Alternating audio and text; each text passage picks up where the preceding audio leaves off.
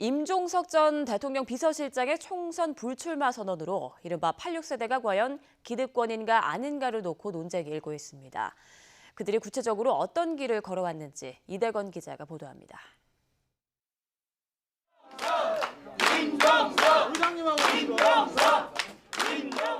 제가 의정활동이나 지구당 운영에서 무엇보다 참여 정치를 확대하는 것이 제가 우선 하고 싶은 일이고요. 전대협 의장 출신인 만 34살 임종석은 이렇게 정치를 시작했습니다. 역시 전대협 출신으로 학생운동 1세대로 꼽히던 이인영, 우상호 의원도 16대 국회의원 선거 때 함께 나섰지만 낙마했습니다. 개혁을 강화해야 하고 개혁을 성공시켜야 하는데 그러기 위해서는 개혁 주체가 강화돼야 되고 저는 이 정치가 이 사회 전 분야에 미치는 영향이 대단히 크다고 봅니다. 그런데 이 정치가 국민들에게 굉장히 많은 불신을 주고 이들의 장점은 20대 초반부터 터득한 대로 조직 운영에 능하고 상대 설득력이 강하다는 겁니다. 학생운동을 하면서 일찌감치 정치력을 체득한 결과입니다. 그런데 현실 정치 임무는 스스로에 의한 정치 세력화가 아닌 당시 김대중 대통령의 선택 때문에 가능했습니다.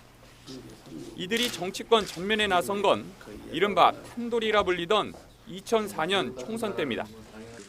이후 임종석 전 실장은 민주당 핵심인 사무총장에 이어 현 정부 초대 대통령 비서실장까지 올랐고 우상호 의원은 20대 국회 첫 원내대표를, 이인영 의원은 현 원내대표를 맡으며 민주당 중심에 올라섰습니다.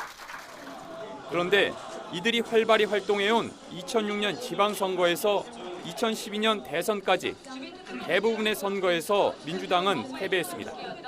하지만 이들은 당의 중심이지만 대표가 아니라는 이유로 책임지는 모습을 볼 수 없었습니다.